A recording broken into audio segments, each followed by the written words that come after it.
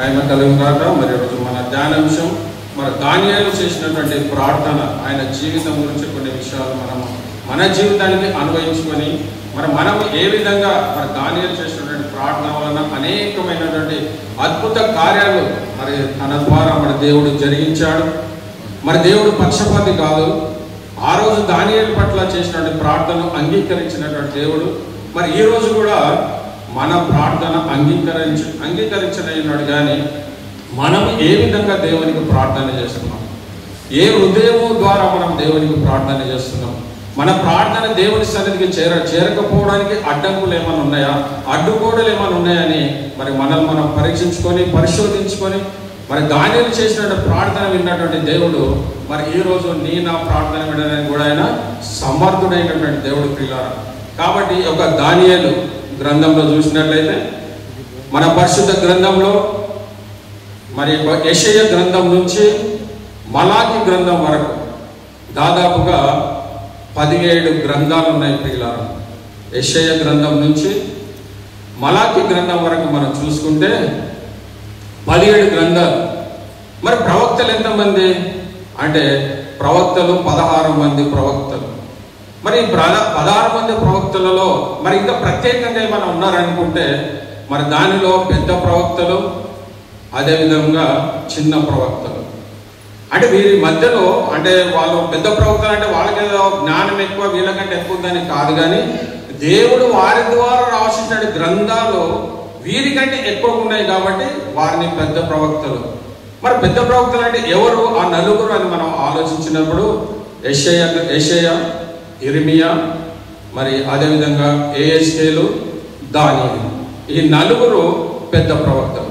మరి చిన్న ప్రవక్తలు ఎవరు అంటే 12 మంది ప్రవక్తలు. మరి హోషేయ గ్రంథం నుంచి మొదలు పెడితే మరి మలాకి గ్రంథం వరకు ఉన్నటువంటి 12 మంది ప్రవక్తలు. అయితే మరి మనం 17 గ్రంథాలు అనుకున్నాం కదా, మరి వీళ్ళు 16 మందే ఉన్నారు కదంటే మరి ఇంకొక గ్రంథం రాసినటువంటి వ్యక్తి ఎవరండి? ఎవరికైనా గుర్తుందా? ఇర్మియా గారు 2 గ్రంథాలు రాశాడు. ఇర్మియా గ్రంథము, అదేవిధంగా విలాప వాక్యము. మరి ఈరోజు ఈ పెద్ద ప్రవక్త అయినటువంటి మరి దానియేలు గురించి కనుక మనం ఆలోచిస్తే ఆయన ప్రార్థన జీవితం ఎంతో గొప్పది ప్రియులారా. మన వాక్యం పోకముందు కూడా ఒక్క మాట మరి 1 కొరింథీ మరి 10వ అధ్యాయం 11 చదువుకుందాం. అంటే మనకు ఒక హెచ్చరిక, ఎప్పుడు మనం వాక్యంలోకి వెళ్ళినప్పుడు ఒక హెచ్చరికతో మరి మనకి ఎందుకు ఈ గ్రంథాలు దేవుడు మనకి ఇచ్చాడు, మరి ఎందు నిమిత్తం మనం దీనిని ధ్యానించాలి, ఎందు నిమిత్తం ఈ వాక్యాన్ని మనం అనుసరించాలి, ఆ విషయాన్ని కనుక మనం ఒకసారి 1 కొరింథీ 10:11 చదివితే ఈ సంగతులు దృష్టాంతములుగా వారికి సంభవించి యుగాంతమందున్న మనకు, మళ్ళొకసారి రిపీట్ చేయము, ఈ సంగతులు దృష్టాంతములుగా వారికి సంభవించి యుగాంతమందున్న మనకు బుద్ధి కలుగుటకై.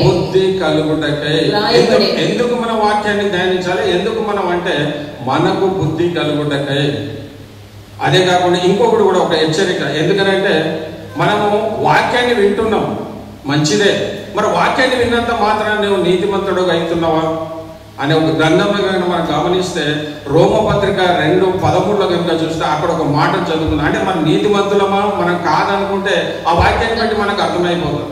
ధర్మశాస్త్రం వినువారు దేవుని దృష్టికి నీతిమంతులు కారు గాని ధర్మశాస్త్రమును అనుసరించి ప్రవర్తించువారే నీతిమంతులుగా ఎంచబడతారు. మరి ఈరోజు వాక్యాన్ని వింటున్నప్పుడు మరి నువ్వు దేనికి చెందినవాడు? మరి నీతిమంతుడు ఉన్నావా, అనీతిమంతుడు ఉన్నావా? మరి వాక్యాన్ని విని మనము మర్చిపోయే వరకు కాకూడదు, కానీ ఆ వాక్యాన్ని వాక్యానుసారమైన జీవితం, ఏదైతే వాక్యం చెప్పబడుతున్నప్పుడు ఆ వాక్యం నా జీవితాన్ని అన్వయించుకొని ఆ వాక్యం ప్రకారంగా నా జీవితాన్ని కట్టుకోవాలనే ఆలోచన కలిగి కనుక నువ్వు జీవిస్తే నువ్వు నీతిమంతుడు. ఒకవేళ లేదు నేను వాక్యాన్ని విన్నా వదిలేసిన అంటే నువ్వు అనీతిమంతుడు అయిపోతావు పిల్ల. కాబట్టి మరి ఇంత ప్రయాసపడి మనము ప్రతి పరిశుద్ధ దినం, పునరుద్ధాన దినం దేవుని మందికి రావడానికి, ఎందుకంటే మనలను మనము సరి చేసుకోవడానికి. కాబట్టి మరి అలాంటిగా మరి దానియేలు గ్రంథంలో చూసినప్పుడు మరి దానియేలుకు పేరుకున్నటువంటి అర్థం ఏంటంటే మరి దేవుడే న్యాయాధిపతి. మరి దానియేలు అనే నామకు కలిగినటువంటి అర్థం ఏంటంటే మరి దేవుడే న్యాయాధిపతి. మరి ఒక విషయం, మరి దానియేలు అనేవారు మరి ఇంకా పరిశుద్ధ గ్రంథంలో ఎంతమంది ఉన్నారు? ఎందుకంటే మనం దానియేలు అక్కడ చదివినప్పుడు దానియేలు వచ్చిందాక అప్పుడు ఏమనుకుంటామంటే ఈ దానియేలే ఆ దానియేలే మనం అనుకోవడానికి మనకు ఆస్కారం ఉంటుంది. కాబట్టి మరి బైబిల్ గ్రంథంలో 3 దానియేలు ఉన్న పిల్ల అంటే ఈ ప్రవక్త అయినటువంటి దానియేలును కలుపుకుని ఇంకా 2 దానియేలు అంటే టోటల్ గా పరిశుద్ధ గ్రంథంలో 3 దానియేలు ఉన్నారు. మరి ఎక్కడైనా దానియేలు రాగానే ఈయన ప్రవక్తనే మనం అనుకోకుండా ఉండుండాలిగా మనం దాన్ని మీకు చెప్తున్నా. మరి ఎవరు వాళ్ళ మనం ఒకసారి చూసుకుంటే మరి 2వ సమూయేలు 3వ అధ్యాయము మరి 3వ వచనం చూస్తే అక్కడ ఒక మరి దానియేలు మనకు కనిపిస్తాడు ప్రియులారా. 2వ సమూయేలు గ్రంథము 3వ అధ్యాయము 3వ వచనం. కిల్యాబు అను రెండవ వాడు కర్మేలియగు నాబాలు భార్య అయిన నాబాలు యొక్క భార్య అబీగయిలు వలన పుట్టెను. మూడవ వాడైన అబ్షాలోము గెషూరు రాజుకు తల్మాయి కుమార్తెయగు. మూడవది చదువు కిలియాబు నుంచి. కిల్యాబు అను రెండవ వాడు కర్మేలియుడగు నాబాలు భార్య అయిన అబీగయిలు వలన పుట్టెను. అబీగయిలు మరి నాబాలు భార్య అయినటువంటి అబీగయిలు. ఎప్పుడైతే నాబాలు మరణించిన తర్వాత మరి దావీదు తమను మరి ఆ యొక్క అబీగయిల్ని వివాహం చేసుకున్న తర్వాత వారికి పుట్టినటువంటి కుమారుడే మరి దానియేలు. మరి దావీదుకు అబీగయిలుకు పుట్టినటువంటి కుమారుడే దానియేలు. అంటే మీరు అనొచ్చు ఇక్కడ దానియేలు అని లేదు కదండి, మీరు ఎట్లా చెప్తారు అంటే ఈ కిలియాబు అని ఇక్కడ 2 నామాలు ఆయనకు ఉన్నాయి, ఇక్కడ లేదు. కానీ అదే మనం కనుక మరి ఇంకొక వాక్యంలో చూస్తే అక్కడ క్లియర్ గా చెప్పినట్టుగా మనం చూస్తాం. మరి 1 దినవృత్తాంతం 3వ అధ్యాయం 1వ వచనం చూసినట్లయితే అక్కడ డైరెక్ట్ మరి నేమునే ప్రకటించినట్టుగా మనం చూస్తాం. 1 దినవృత్తాంతాల గ్రంథము మరి 3వ అధ్యాయము 1వ వచనం కనుక మనం దావీదునకును హెబ్రోనులో పుట్టిన కుమారులు ఎవరనగా యెజ్రెయేలు రాలైన అహీనోయమునకు పుట్టిన అమ్నోను జ్యేష్ఠుడు కర్మేలియు రాలైన అబీగయిలునకు పుట్టిన దానియేలు. అక్కడనేమో కిలియాబు అని మన కంగారు అంటే అక్కడ పేరు లేదు కనుక ఈయనకు దానియేలుకు అక్కడ కిలియాబు అనేది ఇక్కడ దానియేలు అని అంటే మనం ఒక్కరిని చూసాం, ఒక దానియేలు. అయితే మనం ఇప్పుడు చదువుతున్నటువంటి గ్రంథము ప్రవక్త అయినటువంటి దానియేలు 2వ వాడు. మరి 3వది ఎవరు అంటే మరి ఎజ్రా గ్రంథము మరి 8వ అధ్యాయం 2వ వచనం చూస్తే అక్కడ ఒక దానియేలు మనం చూస్తాం పిల్లరా. ఎజ్రా గ్రంథము 8వ అధ్యాయము 2వ వచనం చదివినట్లయితే ఫినెహాసు వంశములో గెర్షోమును ఈతామారు వంశములో దానియేలును దావీదు వంశములో హట్టాషును ఈతామారు వంశంలో మరి లేవీలు యాజక వంశంలో కలిగినటువంటి లేవీలలో ఉన్నటువంటి ఒక వ్యక్తి దానియేలు. అంటే మొత్తము 3 దానియేలు మనకు పరిశుద్ధ గ్రంథంలో.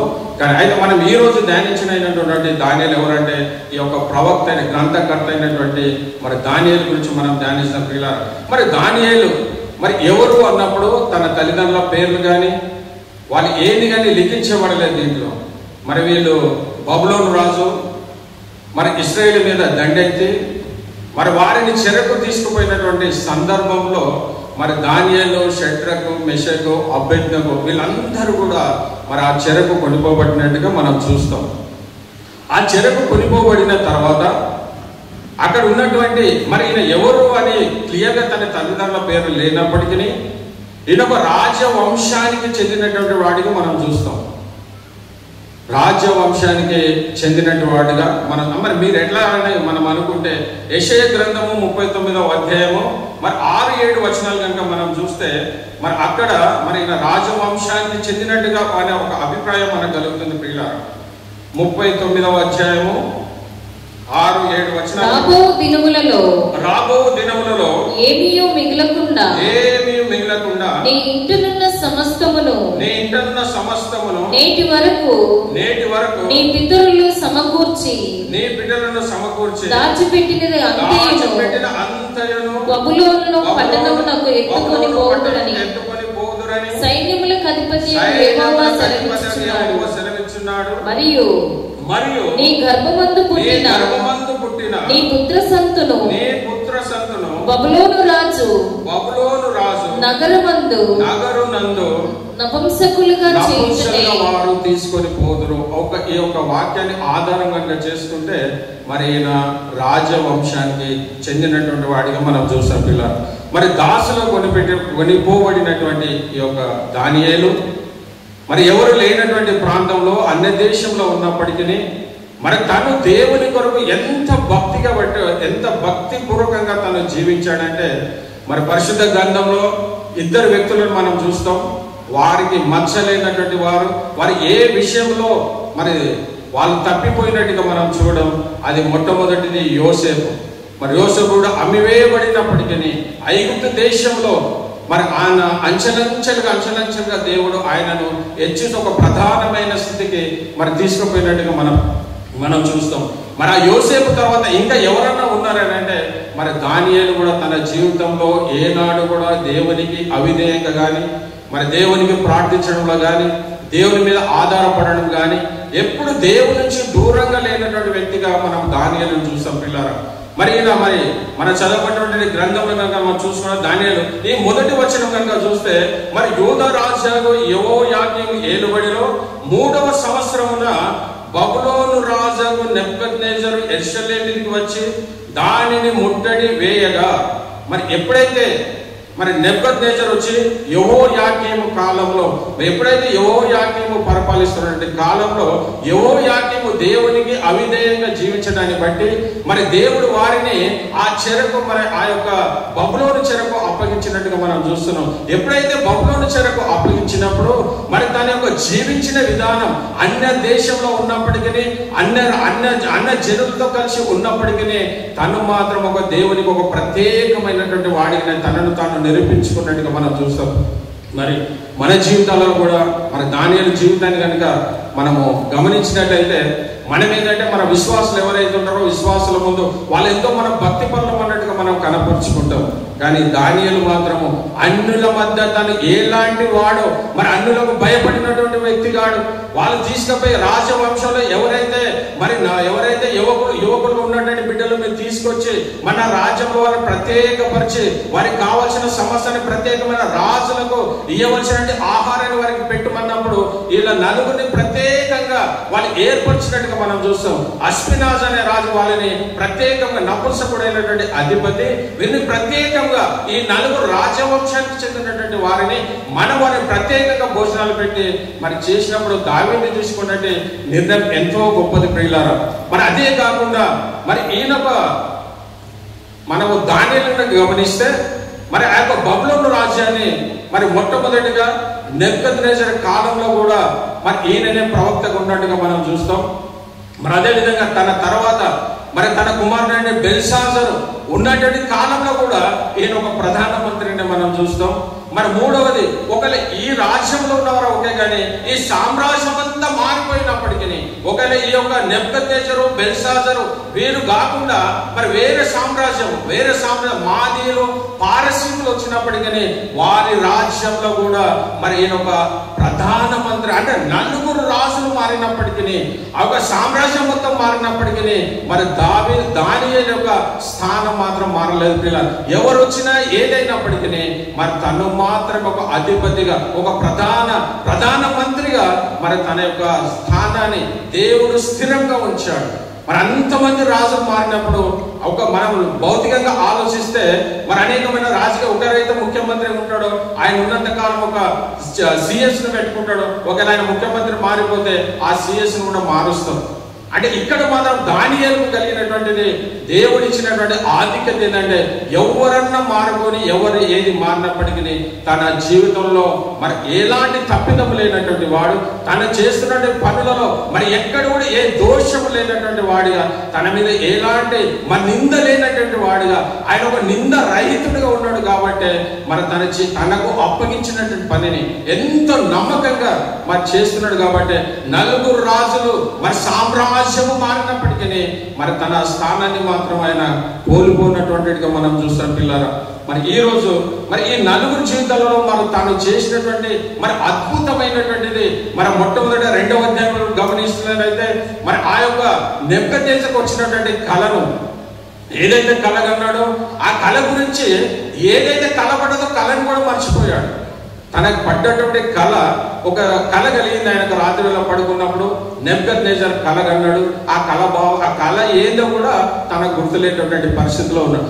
అలాంటి పరిస్థితుల్లో తను మరి ఆ దేశంలో ఉన్నటువంటి జ్ఞానులందరినీ పిలిపించి మరి జ్యోతిష్కులను మరి ఆ యొక్క అనేకమైన విద్యలు కలిగినటువంటి వారిని అందరినీ పిలిపించినప్పటికీ అందరు చెప్పినటువంటి మాట ఏంటంటే, అయ్యా కళ ఏదో చెప్తే దాని భావం చెప్తాం, కానీ నువ్వు కళనే చెప్పకపోతే దాని భావము ఎవరు చెప్తారని అనేక మంది వచ్చినప్పటికీ, అనేక మంది ప్రావీణ్యం కలిగిన వారు, అనేక మంది జ్ఞానము కలిగిన వారు వచ్చినప్పటికీ దాని భావాన్ని మాత్రం, భావం కాదు అసలు కళేదో కూడా తెలియనటువంటి పరిస్థితి.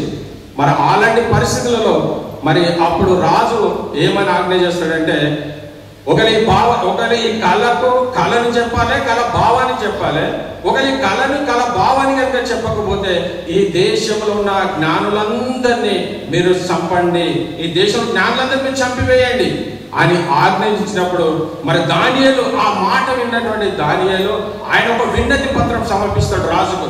అది మనం ఎక్కడ చూస్తామంటే మరి 2వ అధ్యాయంలో చూసినట్లయితే మరి ఆయన అద్భుతమైన మాట, ఈ రాజు ఏదైతే శాసనం చేశాడో మరి ఎవరు కూడా మరణించకూడదు, జ్ఞానం లేని వారు ఎవరు కూడా మరణించకూడదని కలిసి తనకు ఒక రిక్వెస్ట్ చేశాడు. అయ్యా మాకు ఒక సమయం మీరు అనుగ్రహిస్తే మేము తప్పకుండా దానికి మేము మా దేవునికి ప్రార్థన చేసి దాని కళ యొక్క భావాన్ని మేము తెలుపుతామని చెప్పినప్పుడు మరి ఆయన ఆ రాజు ఎవరైతే ఉన్నాడో, అరోక్ అనే అధిపతి ఎవరైతే ఉంటాడో మరి తను పోయి రాజుకు మరి నెబుకద్నెజరు చెప్పినప్పుడు సరే ఆ విధంగా అన్నప్పుడు మరి మొట్టమొదట మరి దాని దేవుని మీద ఆధారపడ్డాడు. ఆ కళ ఏ కళ పడ్డదో కళ తెలియదు, కళ తెలియ కూడా భావం చెప్పలేరు.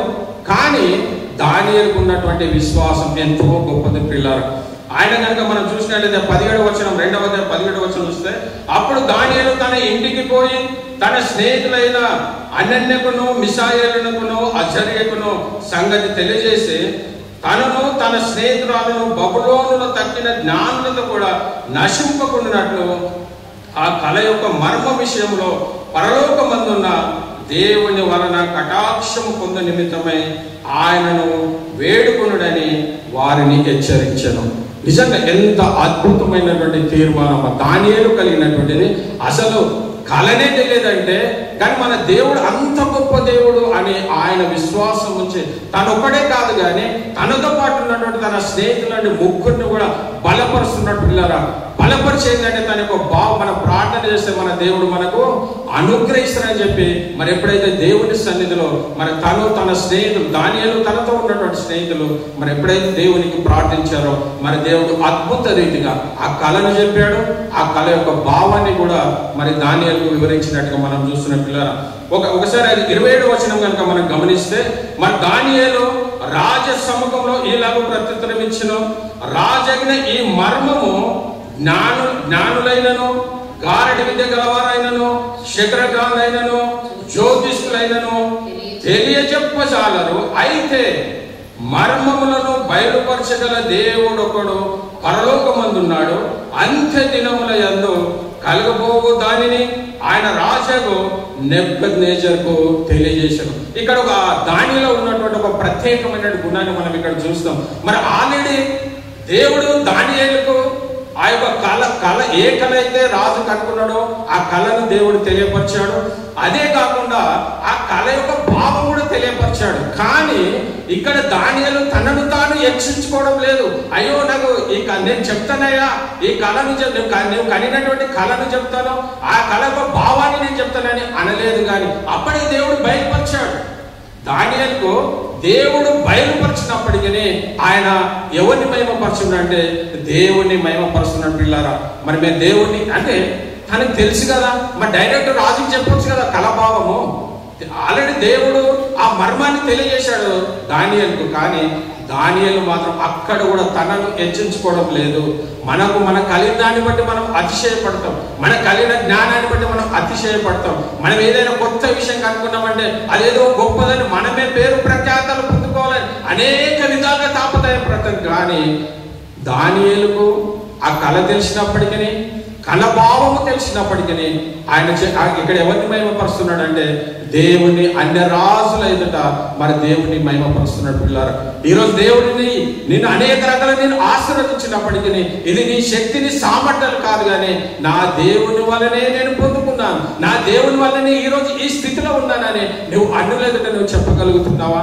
నీ కలిగిన దాన్ని బట్టి నువ్వు అతిశయపడుతున్నావేమో, నీ కలిగిన దానిని బట్టి ఇది నా స్వశక్తితో నా యొక్క సామర్థ్యం చేత నేను పొందుకున్నానని ఒకవేళ నిన్ను నువ్వు హెచ్చించుకుంటే నువ్వు తగ్గించబడతావు. పిల్లారా, బైబిల్ సూత్రం ఒకటే, మన తనను తాను హెచ్చించుకున్నవాడు తగ్గించబడు, తనను తాను తగ్గించుకున్నవాడు హెచ్చింపబడు అన్న విధంగా ఇక్కడ దాని మర్మం తెలిసినప్పటికీ ఆ మర్మాన్ని డైరెక్ట్ పోయి అయ్యా నాకు ఇది మా యొక్క భావం తెలుసు, కళ తెలుసు అని చెప్పలేదు. కానీ అక్కడ ఎవరు దేవుని అన్య రాజు అయినటువంటి నెబుకద్నెజర్ ఎదుట ఎవరిని మహిమపరుస్తున్నాడంటే దేవుని మహిమపరుస్తున్నాడు. పిల్లారా, ఈరోజు నీ జీవితంలో దేవుని పట్ల అనేకమైన అసాధ్యమైన కార్యాలు కనుక చేస్తే మరి ఎవరిని నువ్వు మహిమపరచాలి? దేవుని మహిమపరచాలి. మరి ఆ మాట ఎంతో అద్భుతమైన మాట. పిల్లలు మరొకసారి ఆ లేఖను మనం చదువుకుందాం. మరి దానియేలు రాజ సముఖంలో ఈలాగు ప్రత్యుత్తరం ఇచ్చాను, రాజగిన ఈ యొక్క మర్మము జ్ఞానులైనను, గారడి విద్య గలవారైనను, శకురగాలైనను, జ్యోతిష్కురాలైనను తెలియజెప్పజాలరు. ఇక్కడ మరొక తెలివిగా మాట్లాడుతున్నాడు. ఒక తెలివిగా వాళ్ళందరూ చెప్పజాలరయ్యా, వాళ్ళందరూ చెప్పదు. వారు ఎవరు కూడా దాని భావాన్ని దాని కళను చెప్పలేరు. కానీ మరొక దేవుడు ఉన్నాడు, మా దేవుడు, ఆయన తన కళ యొక్క భావాన్ని చెప్తాడని మన దేవుని అన్య రాజు ఎదుట మరి ప్రభు అయిన యేసు క్రీస్తును ఆయన మహిమపరుస్తున్నాడు. మరి ఈరోజు నీ జీవితంలో జరిగిన దానిని బట్టి మరి నిన్ను మహిమపరచుకుంటున్నావా? మరి దేవుని నువ్వు మహిమపరిచే స్థితిలో ఉన్నావా?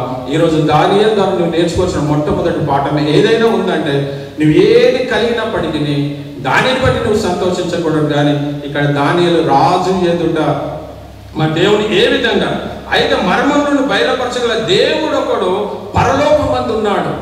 ఎక్కడున్నాడంట? దేవుడు అంటే అక్కడ సువార్త చెప్పకుండానే సువార్త చెప్తున్నాడు. సువార్త అని కాదు, కానీ ఒక సువార్త, ఒక దేవుడు ఉన్నాడు అని అంటే వాళ్ళకు వాక్యోపదేశం చేస్తున్నట్టుగా, వాళ్ళకు ఉపదేశిస్తున్నట్టుగా మనం చూస్తున్నాం. వాక్యం చెప్పడం లేదు, కానీ అక్కడ ఉన్న సమస్యను బట్టి ఆ సమస్యను తనకు మరి అన్వయించుకొని రాజుకు సువార్తను చెప్పినట్టుగా అంటే ఒక దేవుడు ఉన్నాడయ్యా.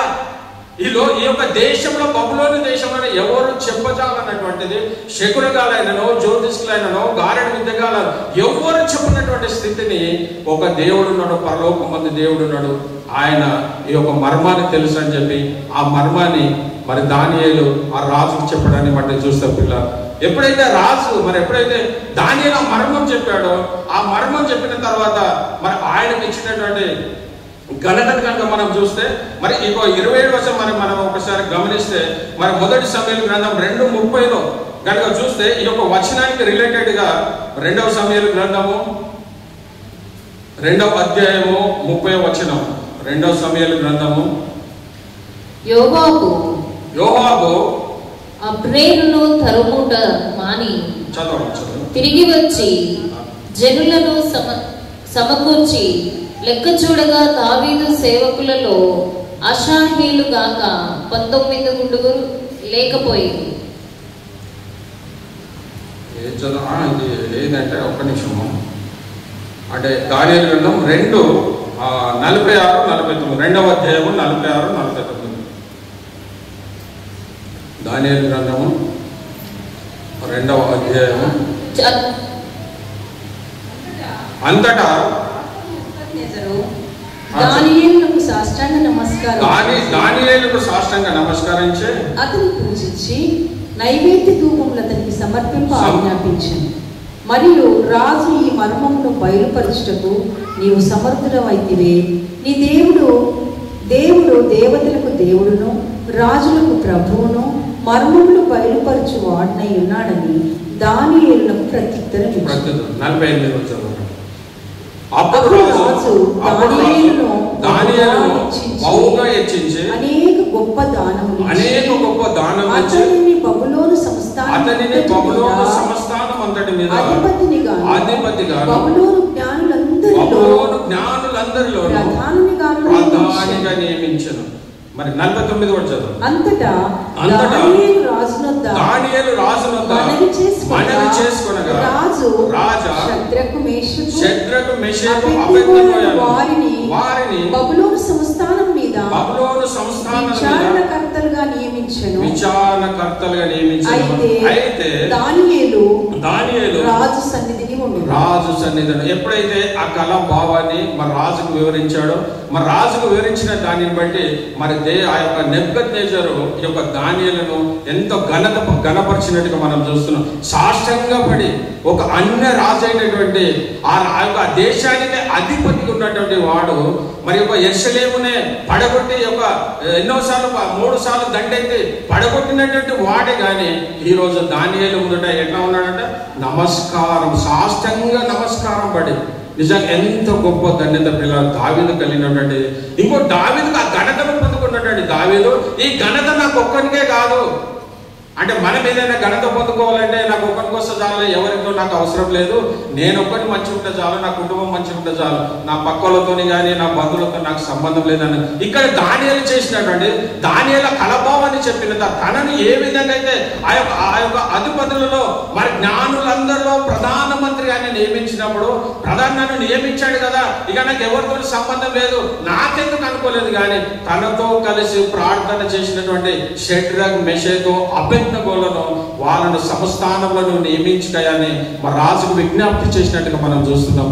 ఈరోజు మరి మనము ఎవరికైనా మనం మంచి స్థితిలో ఉంటే మన ఆ స్థితిని వాళ్ళకి ఇవ్వడానికి మరి నువ్వు ఎలాంటి హృదయం కలిగి ఉన్నావు? మరి ఇక్కడ దానియేలు అనుకోవచ్చు, అయ్యో వారికి ఎందుకయ్యా, నాకు అవసరం లేదు, మరి నాకు ప్రధానమంత్రిగా చేశాడు కదా, నాకు చాలులే, ఇంకా ఎవరితో నాకు సంబంధం లేదు అనుకోలేదు. కానీ తనతో ఉన్న వారిని కూడా మరి ఆయన ఏదైతే ఆధిక్యతను మరి ఆయన పొందుకున్నాడో ఆ పొందుకున్న ఆధిక్యతలో మరి వాళ్ళకు కూడా ఆ యొక్క బబులోను రాజ్యంలో ఒక స్థానాన్ని వాళ్ళకు కూడా కలిగించి ఎప్పుడైతే మరి దానియేలు రాజును వేడుకున్నాడో ఆయన మనవిని రాజును అంగీకరించినట్టుగా మనం చూస్తున్నాం పిల్లలు. కాబట్టి ఎప్పుడు మరి నేనే బాగుండాలి, నేనే అన్ని రకాలుగా ఉండాలి, నేనే హెచ్చింపబడాలి, మరి నేనే అన్నిటికీ నేనే అని మనం ఎప్పుడు కూడా ఆ విధంగా ఉండకూడదు. కానీ మనతో పాటు ఉన్న వారిని కూడా మనతో సమానంగా మనతోటి పాలిభాగస్తులైనటువంటి వారిని మనం కూడా ముందుకు మనం ఏదైతే ఘనత పొంది ఉన్నామో ఆ ఘనతలో వారికి కూడా పాలిభాగం చేసుకున్నటువంటి ఆ హృదయము మరి నువ్వు నేను ఈరోజు కలిగి ఉన్నామా ప్రియులారా? కాబట్టి ఏ విధంగా మొట్టమొదటిగా ఒక ఆత్మీయ పాఠం ఏంటంటే తన ద్వారా మరి దేవుణ్ణి మహిమపరిచినట్టుగా చూసాం.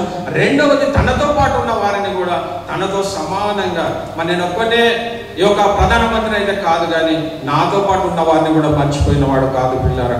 కాబట్టి ఆ విధంగా రెండవది ఏంటంటే మనము మన పొరుగు వారినైనా మన వారినైనా మనం ఏ స్థితిలో అయితే ఉన్నామో నీ స్థితిని బట్టి వారికి నీ స్థితిలో నువ్వు పాలిభాగం ఇచ్చేటటువంటి స్థితిలో నువ్వు ఉన్నావు. నీతో సమానంగా నేను ఈరోజు ఇట్లా ఎదిగానంటే మరి దీనికి నేను ఒకప్పుడు ఏదో స్థితిలో ఉన్నవాడిని మరి దేవుడు హెచ్చించాను. నేను కూడా అనేక మందికి ఇలాంటి స్థితిని అనుగ్రహించేటటువంటిది మన న్యూ లైఫ్ కల్వరి ఉన్నటువంటిది గొప్ప ధన్యత ఏంటంటే అందరూ కూడా వాక్యాన్ని ప్రకటించాలి.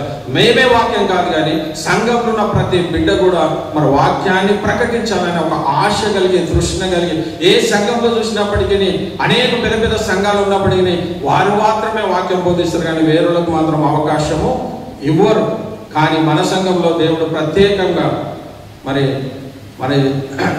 జాన్విషన్లో కలిగినటువంటి ఆ దర్శనం కానీ మరి నేనే కాదు నాతో పాటు మరి ఈరోజు నేను చెప్పడం గొప్పతనం కాదు, కానీ ఈరోజు ఇక్కడ నిలబడి నేను వాక్యం చెప్తున్నా అంటే మొట్టమొదట దేవుని కృప అయినప్పటికీ నన్ను ఇంతవరకు నడిపించి మరి నాకు ఎంతగానో బలపరిచి ఈరోజు ఈ స్థితిలో ఉన్నానంటే మొట్టమొదటి దేవుడు అయినప్పటికీ మరి అన్న కూడా ఎంతో బలపరిచి నువ్వు వాడబడాలని మరి ఆయన ఎంతో ప్రోత్సహించినట్టుగా చూస్తాం. మరి ఇక్కడ కూడా మరి దానియేలు చేసినటువంటి పని తన ప్రధానమంత్రిని చేసినప్పటికీ తనతో పాటు ఉన్న వారిని కూడా తనతో కూడా వారిని నడిపించడానికి మరి ఆయన దేవుణ్ణి వెన్నుకున్నట్టుగా మనం చూస్తున్నాం పిల్లారా.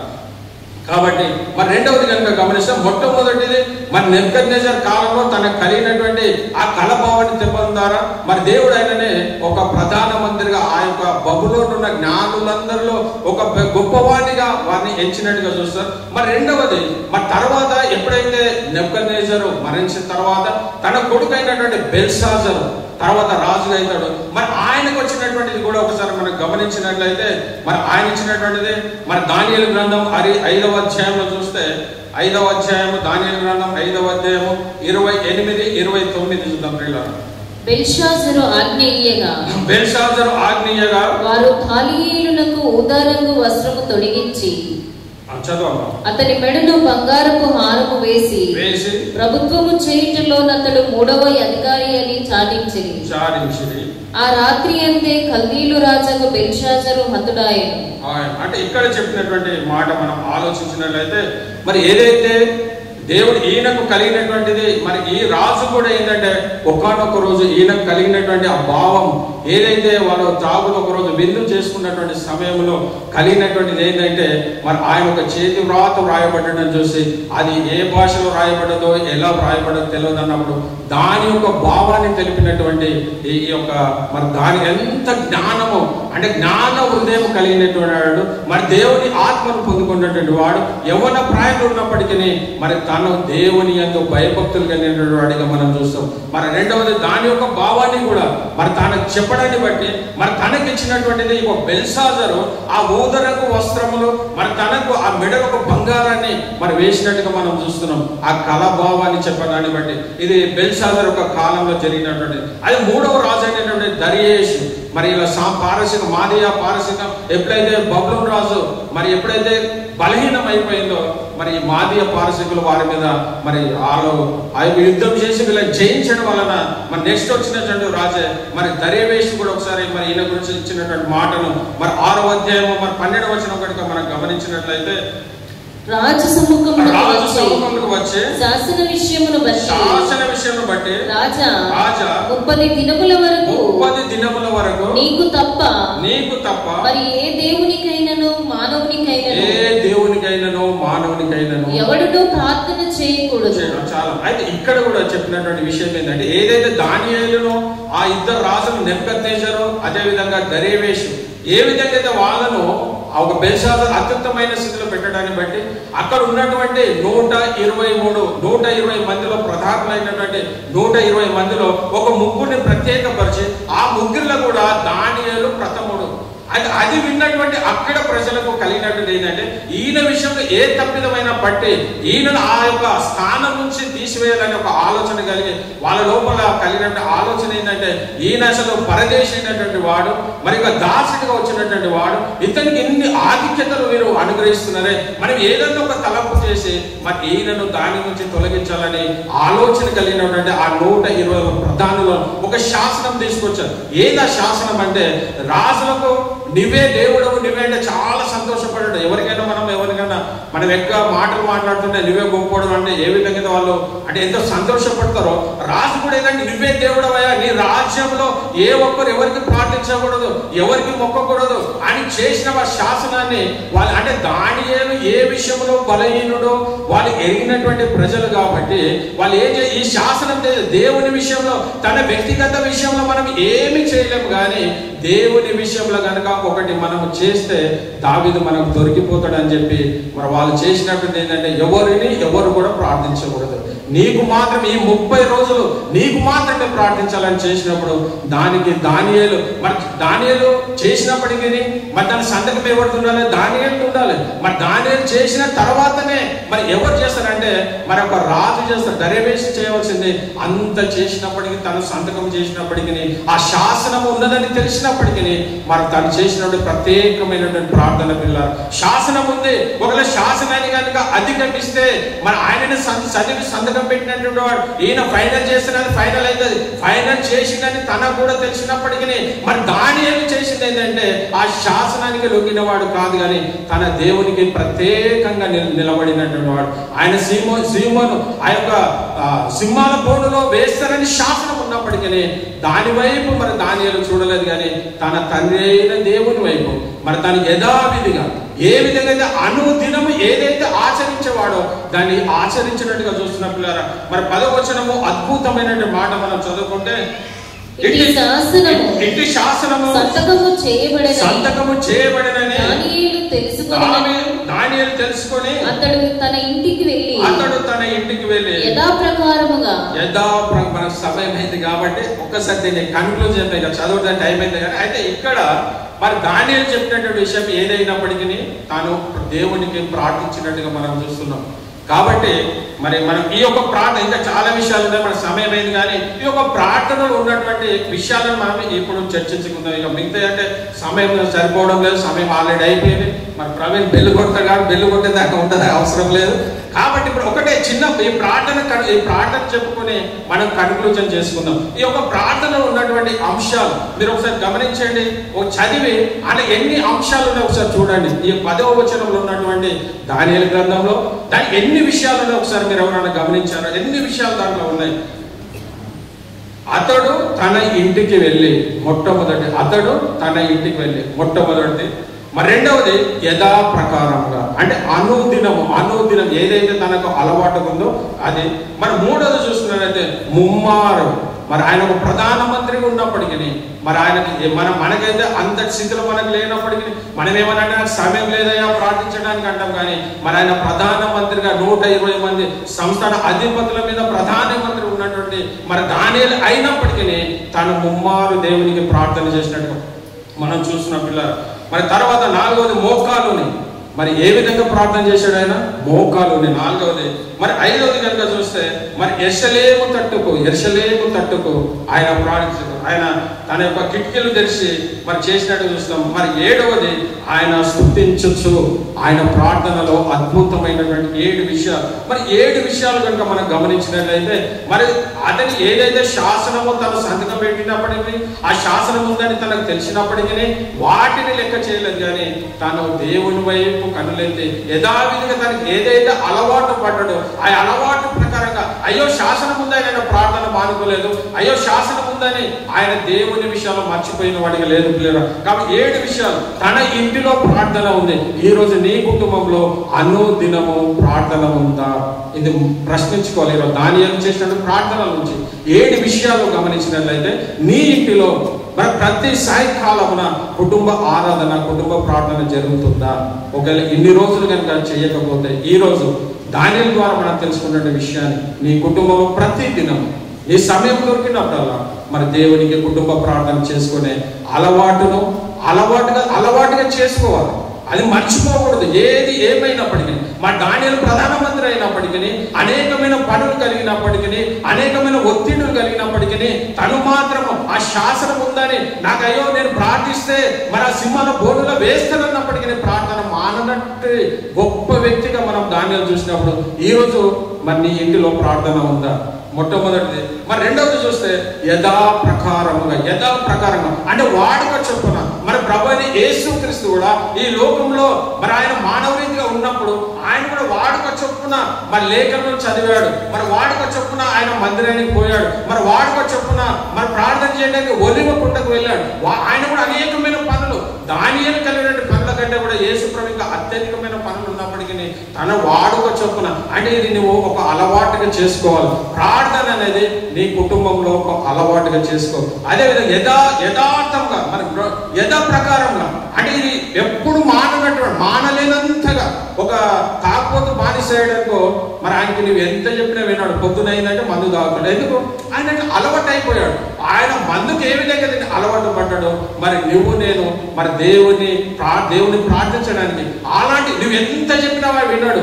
ఆ సమయం వచ్చిందంటే ఆయన వెళ్ళిపోతాడు, మందు తాగుతాడు, వచ్చేస్తాడు.